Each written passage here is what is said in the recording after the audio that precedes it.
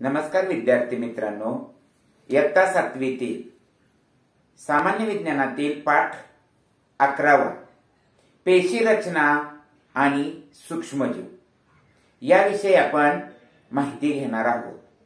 आता आपण पाहिलंच आहे की आपलं शरीरामध्ये वेगवेगळे अवयव असतात, परंतु आपलं सर्व शरीर ज्या सूक्ष्म घटकांनी बनलेलं आहे त्या घटकांना काय म्हणतात बरे? तर सजीवांचं सर्व शरीर ज्या सूक्ष्म घटकांनी बनलेलं आहे त्यांना पेशी असे म्हणतात आणि या पेशींची संख्या प्रत्येक सजीवात निरनिराळी असते। मग आता पेशी म्हणजे काय? आपण बघितलं की सर्व शरीर हे पेशींमय रचनेने बनलेले आहे, पण पेशी म्हणजे काय? तर पेशी म्हणजे सर्व सजीवांचा रचनात्मक व कार्यात्मक आणि मूलभूत घटक म्हणजे पेशी होय। सर्व सजीवांचा रचनात्मक आणि कार्यात्मक आणि मूलभूत घटक म्हणजे पेशी। आता आपण बघतो की एखादं पुस्तक तयार झालं तर त्या पुस्तकामध्ये पुस्तक कसं तयार होतं? धड्यांनी तयार होतं, परंतु धड्यामध्ये काय असतं? म्हणजे मूळ आपणाला पहिलीमध्ये गेल्यावर आपण काय बघतो? मूळाक्षर। मूळाक्षरापासून शब्द बनतो, शब्दापासून वाक्य बनतं, वाक्यापासून परिच्छेद बनतो, परिच्छेदापासून धडा बनतो, अनेक धडे मिळून पुस्तक बनतं। तसं हे मानवी शरीर आहे ते पेशींनी बनलेलं आहे। म्हणजे पेशी हे मूळाक्षरासारखं आहे। अनेक पेशी मिळून ऊती बनतात, अनेक ऊती मिळून इंद्रिय बनतात, अनेक इंद्रिय मिळून इंद्रिय संस्था बनतात आणि अनेक इंद्रिय संस्था मिळून शरीर बनत असतं। म्हणजे एखादं पाठ्यपुस्तक किंवा पुस्तक जसं बनतं त्याप्रमाणे पहिल्यांदा पेशी, नंतर अनेक पेशी मिळून ऊती, अनेक ऊती मिळून इंद्रिय, अनेक इंद्रिय मिळून इंद्रिय संस्था, अनेक इंद्रिय संस्था मिळून शरीर बनत असतं। अशा रीतीने आपल्यामध्ये आणि असे अनेक शरीर याला म्हणायचं सजीव। अशा रीतीने आपल्या शरीरामध्ये पेशीमय रचना असते, सर्व शरीर पेशींचं बनलेलं असतं आणि सर्व सजीवांचा रचनात्मक व कार्यात्मक मूलभूत घटक म्हणजे पेशी आहे। आता या पेशी संशोधनाचा इतिहास काय आहे बरे? तर आपल्या सजीवांची रचना व कार्य ही सर्व पेशींच्या पातळीवर होत असतात। मग याचा शोध, या पेशींचा शोध इसवी सन 1565 मध्ये रॉबर्ट हुक या शास्त्रज्ञांनी पेशीचा शोध लावला। रॉबर्ट हुक आणि 1838 साली एम.जे. स्लाइडेन व थिओडोर श्वान या दोन शास्त्रज्ञांनी पेशींच्या रचनेविषयी सिद्धांत मांडलेला आहे।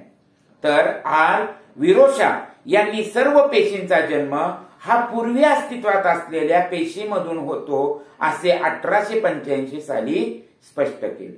मग या पेशी असतात, तर प्रत्येक पेशी आपल्या बघण्यासाठी तुम्ही कांदा घेतला तर त्या कांदा फोडला तर त्या कांद्यामध्ये तुम्ही कांदा आतमध्ये पातळ पडद्यासारखा असतो, तो जर सूक्ष्मदर्शी खाली बघितला तर तुम्हाला चौकोनी चौकोनी अशी पेशींची रचना कांद्याची दिसून येते।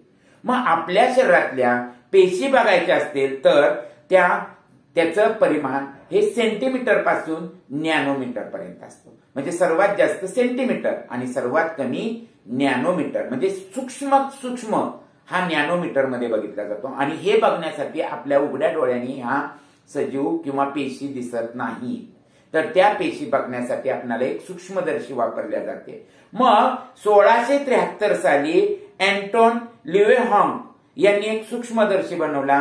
यात त्यांनी जीवाणू, आदिजीव यांच्या जिवंत पेशींचे सर्वप्रथम निरीक्षण केले।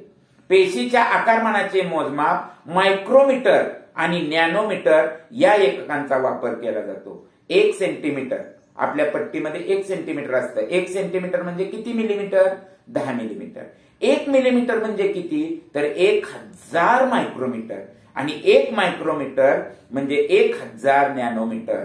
आता पेशीची रचना कशी असते? मग सांगितलं कांद्याच्या पेशी चौकोनी आकाराच्या असतात, तर सजीवांच्या पेशी ह्या वेगवेगळ्या आकाराच्या असतात। त्यांचं कार्य वेगळं असतं, त्या कार्यानुसार त्यांची रचना असते, त्यांचा आकार असतो, त्यांचा आकार त्यांच्या कार्यानुसार असतो।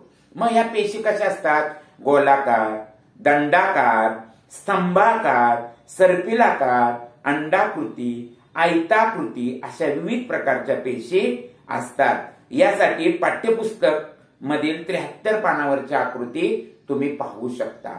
मग त्याच्यामध्ये चेतापेशी असतात. ते चेतापेशीचं काम संवेदना वाहून नेण्याचं केलं जातं. प्रत्येक पेशीचं काम हे वेगवेगळं आहे. मग पेशीत असणाऱ्या घटकांना पेशींची अंगके म्हणतात आणि प्रत्येक पेशी अंगकाचं कार्य जीवन प्रक्रियेशी निगडीत असतं. इलेक्ट्रॉनिक सूक्ष्मदर्शकाखाली त्याची 2 अब्जपटीपर्यंत वर्धित प्रतिमा दिसून येते. पेशींचे 2 मुख्य प्रकार असतात. एक आदिकेंद्रिकी आणि दृश्य केंद्रिकी असे 2 प्रकार असतात. आदिकेंद्रिकी पेशी ह्या सूक्ष्म जीवात असतात, म्हणजे ज्या डोळ्यांनी दिसत नाहीत. एक पेशीय प्राणी म्हणजे अमिबा, पॅरेशियम याच्यामध्ये आदिकेंद्रिकी असतात. तर दृश्य केंद्रिक पेशी ह्या वनस्पती पेशी व प्राणी पेशी असे 2 प्रकार असतात. आता आदिकेंद्रकी पेशी आणि दृश्य केंद्रिक पेशी यांच्यामध्ये काय फरक आहे बरं? तर आदिकेंद्रिकी पेशीमध्ये केंद्रक सुस्पष्ट नसतो, तर दृश्य केंद्रिकी पेशीमध्ये केंद्रक आणि केंद्रक द्रव्य असलेले केंद्रक असते, ते स्पष्ट दिसतं. आदिकेंद्री पेशी आकाराने लहान असतात, तर दृश्य केंद्री पेशी आकाराने मोठ्या असतात. आदिकेंद्रीमध्ये या केंद्रक पटल नसल्याने केंद्रक द्रव्याचा पेशी द्रव्याशी संबंध येत नाही. पण केंद्रक पटलामध्ये केंद्रक द्रव्य नेहमीच वेगळे राहते, ते पेशी द्रव्यात मिसळत नाही. आदिकेंद्री पेशीमध्ये तंतुकणिका नसतात, तर दृश्य केंद्रिकीमध्ये तंतुकणिका असतात. आदिकेंद्री पेशीमध्ये हरितद्रव्य गोलीय पिटिकामध्ये असते, तर दृश्य केंद्री पेशीमध्ये हरितद्रव्य लवकांमध्ये असते. आदिकेंद्रिकी पेशी ह्या जीवाणू आणि नील हरित शैवलामध्ये आदिकेंद्री पेशी आढळतात. तर उच्च विकसित बहुपेशीय वनस्पती प्राणी याच्यामध्ये दृश्य केंद्रिकी पेशी असतात. अशा रीतीने यांच्यामध्ये तुम्हाला फरक आढळून येईल. तसंच याच्यामध्ये पेशीतला दुसरा घटक असतो तो म्हणजे पेशी भित्तिका. पेशी भित्तिका म्हणजे वनस्पती पेशी. या झाडांच्या पेशी असतात त्या वनस्पती पेशीमध्ये स्वतंत्र पेशी भित्तिका असते आणि हे सर्वात बाहेरून असणारे आवरण आहे. प्राणी पेशीमध्ये पेशी भित्तिका नसतात आणि या पेशी भित्तिकेमुळे पेशीला विशिष्ट आकार प्राप्त होतो. आता पेशी पटल, प्राणी पेशीचे सर्वात बाहेरचं आवरण आपलं पेशी पटल आणि वनस्पती पेशी व प्राणी पेशी या दोन्हीतही असतो. हे अतिशय नाजूक, लवचिक आणि पातळ आवरण असतं. पेशी द्रव्य, पेशी ह्या केंद्रका व्यतिरिक्त असणारा द्रवरूप भाग म्हणजे पेशी द्रव. हे पेशी पटल आणि केंद्रक या दरम्यान असून त्यात पेशींची विविध अंगिके विखुरलेली असतात. आता पेशीची अंगके, पेशीमध्ये काय काय असतं? तर पेशिकेमध्ये असतं केंद्रकाची सभोवताली दुहेरी सचित्र पटल असतं आणि यांचं काम म्हणजे प्रथिन निर्मितीचा आदेश देणे, प्रथिनांची निर्मिती करणं आणि पेशीच्या कार्यात यांचं वैशिष्ट्य म्हणजे पेशींचे नियंत्रण केंद्र असते. दुसरं रायझोबोम, तर हे रायबोझोम हे विस्तृत जाळीकार अंगक आहे आणि रायझोबोम प्रथिन निर्मिती या प्रथिनांमध्ये आवश्यक असे बदल करून ग्लॉजी पिंडाकडे पाठवण्याचं काम करणे आणि पेशींची वहन व्यवस्था करते. गॉल्जी पिंड या चपट्या पिशव्यांनी तयार झालेले असते, तर त्या प्रथिनांचं योग्य वितरण करण्याचं काम करत असतात. तंतुकणिका हे दुहेरी आवरण असलेलं असतं, ते ऊर्जा निर्मिती करते. आपल्या गळ्याला हात लावला तर आपलं गरम अंग लागतं, म्हणजे ऊर्जा तयार करण्याचं काम या तंतुकणिका करतात. पेशींचे हे ऊर्जा केंद्र आहे. लवके दुहेरी आवरण असलेले असतात आणि हरित लवके हे वनस्पतीमध्ये अन्न तयार करण्याचं काम करत असतात, प्रकाश संश्लेषणाचं काम करत असतात. लयकारिका ही विकार असलेली पिशवी असते, ती पेशीचा नाश करत असते. या पेशी फक्त केवळ प्राणी पेशीतच आत्मघातकी पेशवी असते. रिक्तिका म्हणजे मोकळी जागा, ही बुडबुड्याप्रमाणे रिकामी जागा असते. पेशीतील टाकाऊ पदार्थ बाहेर टाकण्याचं काम या रिक्तिका करत असतात आणि वनस्पती पेशीमध्ये एक मोठी रिक्तिका असते. प्राणी पेशीतील रिक्तिका ह्या आकाराने छोट्या असतात. आता सूक्ष्मजीव म्हणजे जे जीव डोळ्यांनी दिसत नाहीत त्यांना सूक्ष्मजीव असे म्हणत असतात। आता अमिबा, पॅरेशियम, युग्लिमा, अमिबा पॅरेशियम हे एक जीव आणि युग्लिना हे सूक्ष्मजीव आहेत, ते एक पेशी आहेत। तर गोगलगाय, हत्ती, कबूतर, जंत, माणूस, वनस्पती ह्या बहुपेशीय प्राणी दिसतात। आता सूक्ष्मजीवांचा आढळ कुठं कुठं असतो, सूक्ष्मजीव कुठे कुठे आढळतात, तर सूक्ष्मजीव आढळतात ते म्हणजे हवेमध्ये, पाण्यामध्ये, जमिनीमध्ये, अन्न पदार्थामध्ये, सांडपाण्यामध्ये, कचऱ्यामध्ये, वनस्पतीमध्ये, प्राणी व मानवी शरीरामध्ये अशा ठिकाणी सर्वच ठिकाणी सूक्ष्मजीव राहतात। काही एक एकटे राहतात तर काही वसाहती करून राहत असतात। तर सूक्ष्मजीव 100 मायक्रोमीटर पेक्षा लहान असल्यामुळे केवळ संयुक्त सूक्ष्मदर्शी खालीच ते दिसू शकतात, ते उघड्या डोळ्यांनी दिसत नाही। 1000 पटीच्या वजनापेक्षा जास्त वजन हवे असेल तर इलेक्ट्रॉनिक सूक्ष्मदर्शीचा वापर करावा लागतो। सूक्ष्मजीवांचं स्वरूप कसं असतं, सूक्ष्मजीव हे आधिकेंद्रिकी पेशी आहेत आणि पटलापासून झालेली अंगके यात नसतात। यात फक्त प्रद्रव्य पटल, पेशी द्रव्य, केंद्रक द्रव्य इतकेच घटक असतात आणि केंद्रकाला पटल असल्यामुळे त्यातील द्रव्य पेशी द्रव्यात विखुरलेले असतात। आता सूक्ष्मजीव हे दोन प्रकारचे असतात, एक बहुपेशीय आणि एक पेशीय सूक्ष्मजीव। एक पेशीय म्हणजे एकाच पेशीपासून बनलेले असतात, जीवाणू आणि विषाणू। तर बहुपेशीय सूक्ष्मजीव हे एकापेक्षा जास्त असणारे पेशी असतात, पावावर येणारी बुरशी, शैवालाचे तंतू। आता सूक्ष्मजीवांची वाढ कशी होत असते, जीवाणू विषाणूंची वाढ, तर हे वाढ आणि प्रजनन होण्यासाठी एक अनुकूल अशा परिस्थितीची आवश्यकता असते। तर या सूक्ष्मजीव प्रतिकूल परिस्थिती निर्माण झाली म्हणजे त्यांना पाणी किंवा अन्न सापडलं नाही तर त्या स्वतःभोवती कठीण कवच तयार करून आपली जीवन प्रक्रिया थांबवतात आणि अनुकूल परिस्थिती आली की त्या कवचातून बाहेर पडून पुन्हा आपली जीवन प्रक्रिया सुरू करतात। या सूक्ष्मजीवांना वाढीसाठी ऑक्सिजनची आवश्यकता असते तर काहींना ऑक्सिजनची आवश्यकता नसते। काही सूक्ष्मजीव प्रतिकूल परिस्थितीमध्ये सुद्धा टिकून राहतात, उदाहरणार्थ समुद्र तळ, ध्रुवीय प्रदेशातील बर्फ, गरम पाण्याच्या झरे या ठिकाणी सुद्धा सूक्ष्मजीव आढळतात। सूक्ष्मजीवांचं वर्गीकरण शैवाल, कवके, आदिजीव, जीवाणू, विषाणू असे सूक्ष्मजीवांचे आकार व जीवन प्रक्रियेनुसार वर्गीकरण केलेलं असतं।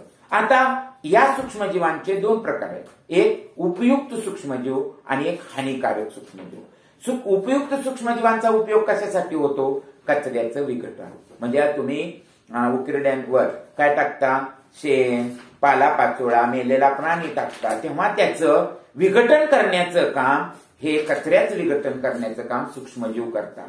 तसंच बायोगॅस निर्मिती करण्याचं काम उपयुक्त सूक्ष्मजीव करतात। सांडपाण्याचं व्यवस्थापन करण्यासाठी, हवेतील नायट्रोजनचं स्थिरीकरण करण्यासाठी, तसंच दुग्धजन्य पदार्थांची निर्मिती करणे म्हणजे दुधापासून दही बनणे, दह्यापासून लोणी निर्माण करणे, पनीर तयार करणे, अशा ह्या उपयोग दूध निर्मितीमध्ये ह्या उपयुक्त सूक्ष्मजीवांचा वापर होतो।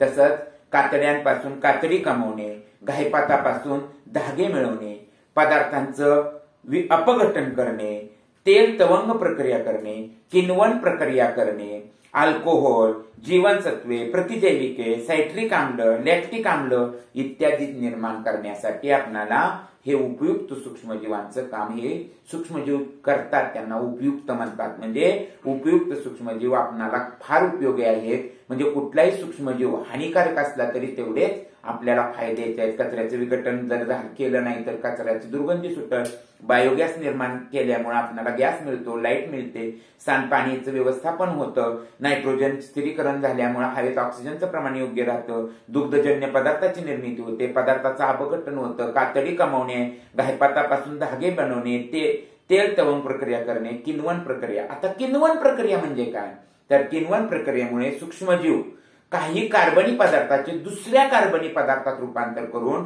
उष्णता आणि कार्बन डायऑक्साईड व इतर वायू तयार करतात. याचा वापर आपण पदार्थ आंबवण्याच्या प्रक्रियेसाठी करतो. उदाहरणार्थ इडली करायची, ढोकळा करायचा आहे, जिलबी करायची म्हटल्यानंतर आदल्या दिवशी तुमची आई काय करते, धान्य पीठ असते ते कालवून ठेवते ताकामध्ये, त्यामुळे किण्वन प्रक्रिया होते. किण्वन प्रक्रियेमुळं काय सूक्ष्मजीव हे कार्बनी पदार्थाचं दुसऱ्या कार्बनी पदार्थात रूपांतर करतात, उष्णता आणि कार्बन डायऑक्साईड व इतर वायू तयार करतात आणि त्याचा फायदा आपल्याला आंबवण्याचे पदार्थ तयार करण्यासाठी होतो. असे आंबवलेले पदार्थ तयार खाल्ले तर आपल्याला ई जीवनसत्व भरपूर प्रमाणात मिळतात.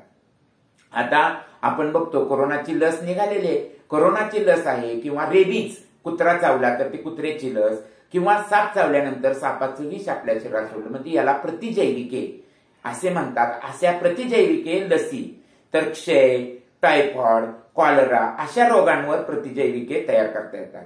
तसंच प्राण्यांसाठी, वनस्पतीसाठी प्रतिजैविके असतात. प्रयोगशाळेत सूक्ष्मजीवांच्या मदतीने रोगप्रतिकार क्षमता वाढवणारी लस तयार केली जाते. ही एक लस तयार केली जाते. तर आपल्याला सर्व आजारांवर उपयोगी पडणारी पेनिसिलिन ही सारखी प्रतिजैविके औषधाची निर्मिती विशिष्ट जातीच्या सूक्ष्मजीवांपासून केली जाते. आता आपणाला उपद्रवी सूक्ष्मजीव हे झाले फायद्याचे. उपद्रवी म्हणजे ज्याच्यापासून आपल्या मानवजातीला तोटा होतो, म्हणजे टायफॉइड, कॉलरा, पटकी, आमांश, हगवण, उलट्या, जुलाब असे रोग होतात. तर त्याच्यामध्ये पहिल्यांदा म्हणजे उपद्रवी सूक्ष्मजीवांमुळे आपल्याला मिळणाऱ्या अन्न पदार्थामध्ये विषबाधा निर्माण होते. काही सूक्ष्मजीवांची वाढ, विषबाधा म्हणजे काय तर काही पदार्थात सूक्ष्मजीवांची वाढ होत असताना एन्टोरॉक्झिन, कुठला एन्टोरॉटिक्झिन हे विषारी पदार्थ अन्नात मिसळतात आणि यामुळे हे अन्न दूषित होते आणि असं अन्न आपण जर खाल्लं तर आपल्याला उलट्या आणि जुलाब होतात किंवा गंभीर अशी विषबाधा होऊ शकते. मग शिळं अन्न खाल्लं, ओलसर अन्नावर बुरशी येते. ही बुरशी पांढऱ्या चकतीसारख्या पापुंद्र्याप्रमाणे किंवा काळ्या कणाप्रमाणे दिसते. मग हे असं विषारी अन्न पदार्थ खाल्ल्यावर आपण आजारी पडतो. म्हणजे ह्या सूक्ष्मजीवांमुळे आपलं अन्न बाधित झालं, आपल्या शरीराला इजा झाली. तसंच उन्हाळ्याच्या दिवसामध्ये आपण दूध असतं ते दूध नासतं, मटण नासतं, अंडी नासतात. हे आपल्याला अन्नाची नासाडी करणं हे उपद्रवी सूक्ष्मजीव करतात.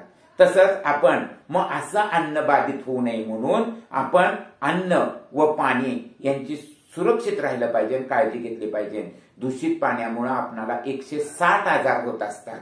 मग हे दूषित पाणी दिसेल तिथं पाणी आपण पित नाही, तर पाणी पिण्यासाठी आपण तुरटी फिरवतो, त्याच्यात औषध टाकतो, गाळून पाणी घेतो. अशा रीतीने आपण अन्न सुरक्षित जागी ठेवतो, धान्य कोरड्या जागेमध्ये ठेवतो, फ्रीजचा वापर करतो आणि आपलं अन्न सतत गरम करतो. दूध गरम का करायचं असतं तर दुधामध्ये सूक्ष्मजीव निर्माण झालेले असतात, ते तापवल्यानंतर मरतात आणि ते दूध सुरक्षित राहतं. आई आपली सुद्धा आपलं कालवण केलेलं असतं ते गरम करते. गरम अन्न खायचं असतं कारण त्याच्यावर सूक्ष्मजीवांची वाढ झालेली नसते, ते चांगलं शरीराला असतं. तसंच रोगकारक सूक्ष्मजीव असतात. ह्या रोगकारक सूक्ष्मजीव आपल्या अनेक मार्गाने हवे वाटे, पाण्या वाटे, अन्ना वाटे आपल्या शरीरामध्ये प्रवेश करतात. मग अस्वच्छ व दूषित पाण्याद्वारे गेल्यानंतर उलटी, जुलाब, पटकी, आमांश, कॉलरा यासारखे रोग होतात. दूषित अन्न गेल्यानंतर असेच पोटाचे आजार होत असतात. श्वसन मार्गात क्षय झालेला व्यक्ती आपल्या इथे येऊन खोकला तर ते क्षयाचे जंतू आपल्या नाकावाटे फुफ्फुसात जातात आणि आपले फुफ्फुस निकामी करतात आणि त्या व्यक्तीच्या खोकण्यातून, शिंकण्यातून. आता आपण बघतो की मास्क वापरतोय. का मास्क वापरतोय तर कोरोनाचे जंतू शिंकण्यावाटे, खोकण्यावाटे आपल्या मुखात, नाकातून शरीरामध्ये जाऊ शकतात आणि कोरोना होऊ शकतो. म्हणजे अशा श्वसन मार्गाचे रोग असलेल्या व्यक्तीच्या खोकण्यातून, शिंकण्यातून होत असतात. तसंच आपल्याला डास जर चावला तर डासामधून चिकुनगुनिया, डेंग्यू, मलेरिया यासारखे आजार आपल्याला होऊ शकत असतात. आता पाण्यामध्ये साठलेलं पाणी असेल किंवा शिळं उघडं अन्न असेल तर दूषित पाणी पिलं, दूषित अन्न खाल्ल्यामुळं आपल्याला आमांश, टायफॉइड, कावीळ, कॉलरा, गॅस्ट्रो यासारखे रोग होतात. हवेमार्फत सर्दी, खोकला, क्षयरोग घटसर्प, निमोनिया हे रोग होतात. डास चावल्यामुळं मलेरिया, हत्ती रोग, पित्त ज्वर, चिकनगुनिया, झिंका ताप, गोचिड ताप असे रोग होण्याची शक्यता असते. ताप येतो म्हणजे काय, तर निरोगी माणसाचं तापमान हे 37°C इतकं असतं. परंतु एखादा सूक्ष्मजीव आपल्या शरीरामध्ये गेल्यानंतर रक्तातील प्रतिकार यंत्रणेमुळे शरीराचे तापमान वाढते आणि तापमान वाढलं की आपण मगाच बघितलं दूध तापवल्यावर त्यातले सूक्ष्मजीव मारतात, तसं आपोआप शरीरातलं तापमान वाढतं आणि शरीरात गेलेला सूक्ष्मजीव मारण्याचं काम करत असतात.